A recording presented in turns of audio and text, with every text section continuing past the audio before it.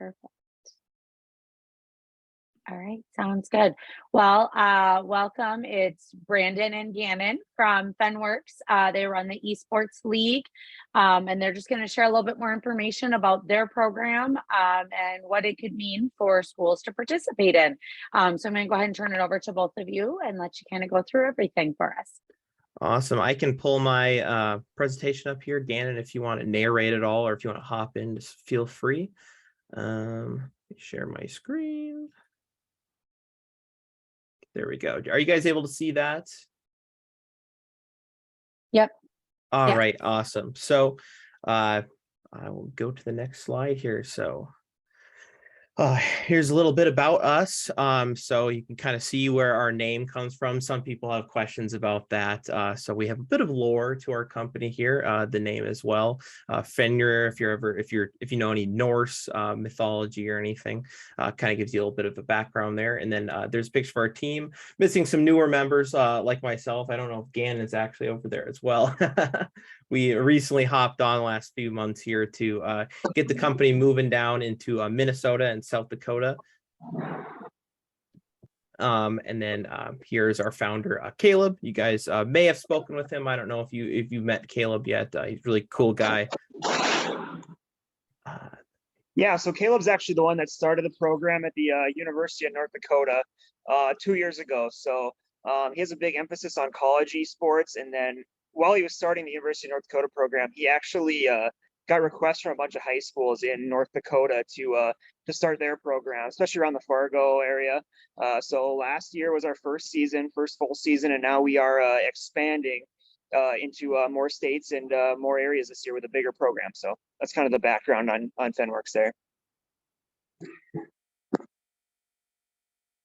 Awesome. And then, yeah, so what is esports? Some people have questions about that. You know, is it sports? Is it video games? What is it? Esports is kind of both. So it is one of the fastest growing things nowadays in kind of the CTE and STEM space, especially with kids. It does have to do with video games, obviously, largely, though in a way, it's a way of, you know, kind of a competition for kids to play video games that may not have, the athletic ability or talent that others may have. And it lets kids get involved with their schools in some form of another and be part of their school's community. So it's one of the second most viewed sports in the world. You may know of streaming. There's things nowadays like YouTube and Twitch where kids will watch some of their favorite personalities play these video games, sometimes competitively, sometimes casually. And so many children nowadays through the K through 12 level know what esports are, or at least have a very good understanding of what they are. About 90% of teens nowadays play video games. All of our factoids here, by the way, have research backed behind them. So if you are ever curious, you can go into that and look those up. And then since 2018, more than 8,600 high schools have started video game teams in the United States. So really, really new, but it's very largely growing industry within education here in the United States. Do you have any questions? Also, sorry, I talk a lot. So if you do have any questions, feel free to stop me and let me know. Go into our next slide. So what happens with esports in my school? So here are some other things we have seen from schools that we help out and from other schools. Gannon, if you want to jump in. Yeah, I can take this one, Brandon. So you're maybe asking why bring esports to my school? Students are playing this enough. Outside of the classroom, what's the benefit of bringing it in? So the biggest thing is you can hold the same academic requirements to your esports students as you can to your other students, your other athletes, including higher attendance. We see attendance rates grow fairly fast with the esports students, just like you would with your athletes when they're in season. So that's one of the big things. And scholarship opportunities. Actually, most of the universities in North Dakota and Minnesota now have a scholarship for esports. So we see lots of opportunities for students with scholarships. Yep. So a lot, like you just said, a lot of universities are now beginning to offer scholarships for this. So it gives students who, may not be able to get an athletic scholarship or necessarily even an academic scholarship. There's other scholarships for band and whatnot, may have an opportunity here. So it gives kids who may not have those other opportunities even more opportunities to attend higher education. So there's other things too. I don't know if you guys knew some of this, but we also, encourage, safe learning online, safe communication through the internet. Kids are playing video games already, and you never really know who they're playing against, who they are talking to online and whatnot. And doing this, they're moderated as they speak to kids and, whoever else from other schools as they compete against them. So, and it helps them learn proper internet etiquette to be safer online as well. So some by the numbers here, you can kind of go through these and read them as you like. Most students in high schools in the United States are interested in joining an esports program, over 70%. Most of the students we had that were part of our pilot programs, obviously a very large majority, 96% during their surveys recommended us to friends, said that they would do this again year after year if they had the opportunity. And then over 90% of our students gave our program a 7 out of 10 or higher, saying that they enjoyed it. They enjoyed all the aspects of it, being lined up against other teams, how we set up our tournaments for kids to participate in esports in their schools and whatnot. And then 73% of students gave our educational content lessons 7 out of 10 or higher. So saying that they found it educational, that they really enjoyed the educational aspect of it as well, because this isn't just trying to bring fun into schools necessarily with video games. It's to bring an educational aspect to kids, like I was mentioning earlier, with that internet etiquette, and then just being knowledgeable in the CTE space and the STEM space in school, and kind of give kids a head start on that before pursuing a higher education later after high school. So do you have any questions so far? No? All right. I do. Yeah. What grades does this tailor to? So currently, the program we run is for primarily towards high school students. So it's going to be 8 through 12. That age range there. We are hoping to in the future next year get that K through 12. So those younger kids in there as well. There's other video games too that we can tailor to kids for educational resources and whatnot, such as like you might know of ESRB ratings. So all of our games that we play with the kids are ESRB rated. So much like movies where they're rated, PG, PG-13, rated R, all of our games are rated either E for everyone or T for teens. So they are all correctly rated. There's no graphic violence or anything like that. So, and there are many video games that are tailored towards younger kids that still have educational aspects and competitive aspects about them. So in the future, we hope to implement that next year for those younger children. But yes, so right now, primarily 8 through 12. Okay, thank you. Yes, of course. So we have done a state tournament. So this is our state tournament video for last year. I think I can play this here. I can get it going for you guys. So as you can see though on the side, before I get it going, over 30 schools participated in the state tournament. There was 150 students that were qualified for it, and then over 400 spectators. So what's really cool about this is, these kids get to play on stage in front of their friends and family, much like football players would at the state championship in front of their friends and family in their school. So it really gives that aspect of, being part of a community to their school, and, getting to show what they've done to their friends and family. So a lot of kids really enjoy that part. So let me see if I can do this here.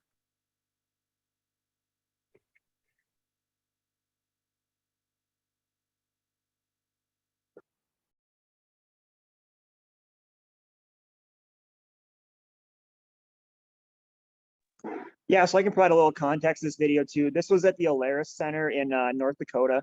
And like Brandon said, we had 150 participants. We had a big LED stage, smoke machines, got all the students up there. We actually had chess. We also run chess. So if you have any students interested in chess, we're bringing that back on a kind of a virtual platform.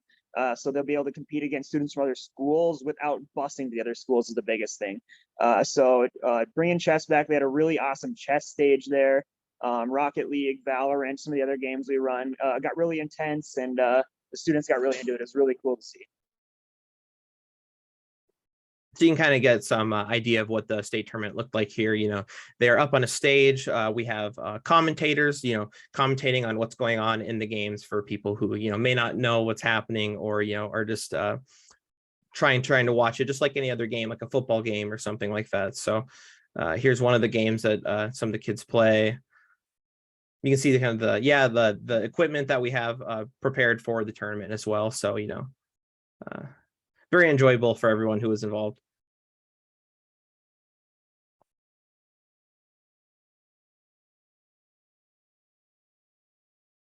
This is one of the games that's very popular with most of our students, called Rocket League. It's kind of like soccer, but with cars. Obviously rated E for everyone, and very fun. Has a competitive level to it. So many kids already play that game as well. So to be able to do that for their school would be usually pretty rewarding for most students.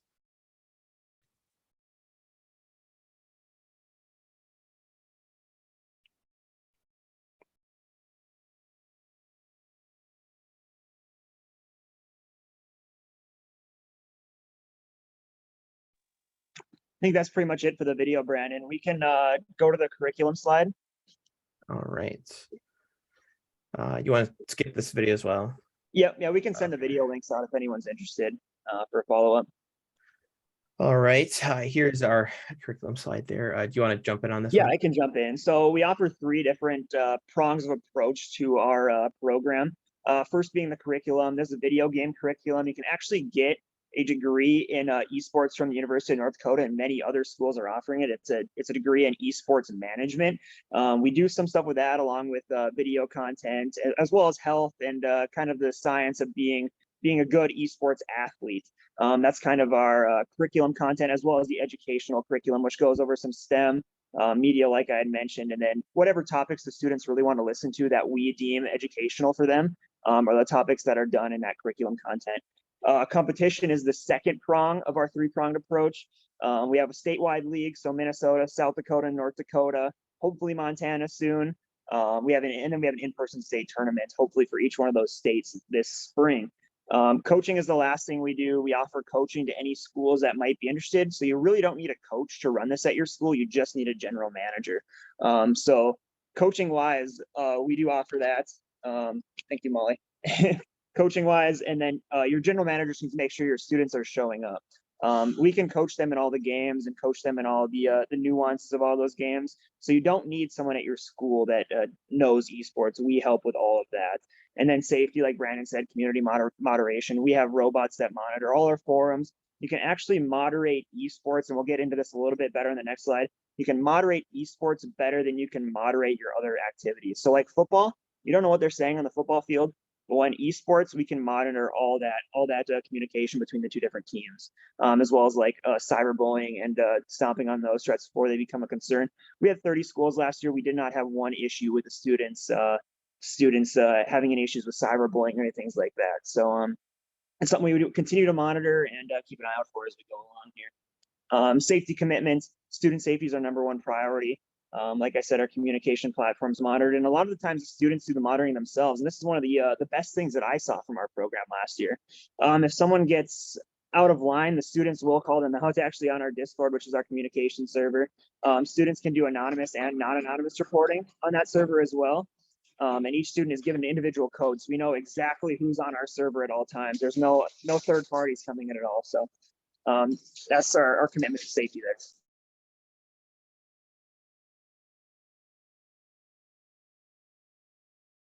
You can go to the pricing slide, Brandon. So pricing, this is what everyone's concerned about. We try to align ourselves as cheaper than robotics. And that's what our pricing model is right now, is $1,000 per school and $100 per student. That includes everything but the coaching. If your school is interested in coaching hours, we do offer them at $40 an hour. Most schools put that into their initial contract for 20 hours, but you can play that by ear and purchase throughout the season if that's what you need.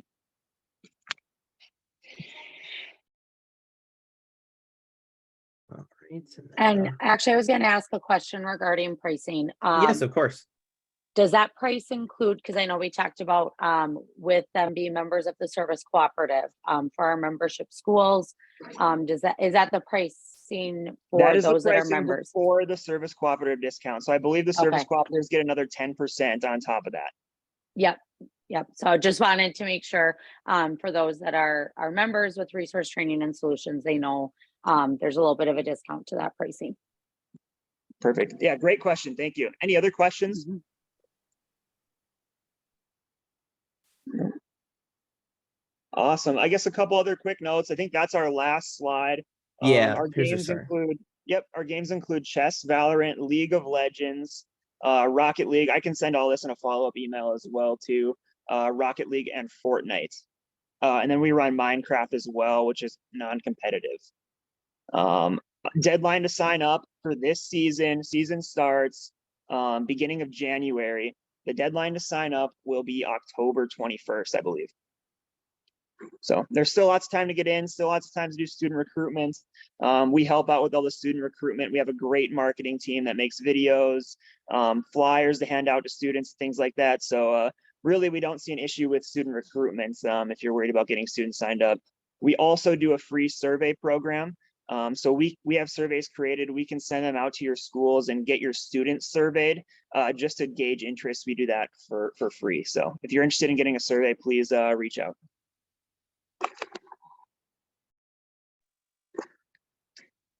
And I think that's all I got. Sorry for the background noise. I'm kind of in a closet at a meeting here. So if there's a lot of background noise on the video, I sincerely apologize. No worries. I think if anyone understands, sometimes having to find a spot to kind of hide the way it's going to be an educator. Probably, yeah. Yeah. Thank you so much for going through all of that information, kind of laying things out there. I know we see your guys' contact information there as well. I guess if there is any final thoughts or Heidi, do you have any other final questions? Nope, I'm good. I just wanted a little more information on what it was. Thank you. Yeah, absolutely. So I think with that, we could go ahead and sign off for today, but I really appreciate you guys coming in and providing this information for us. Oh, of course. Yes, anytime. And then in the future, if you guys do have any questions going forward with our program or any of the services we offer, please feel free to reach out anytime. So, yeah, Kelsey, thank you so much for having us. Yeah, absolutely. Thanks, guys.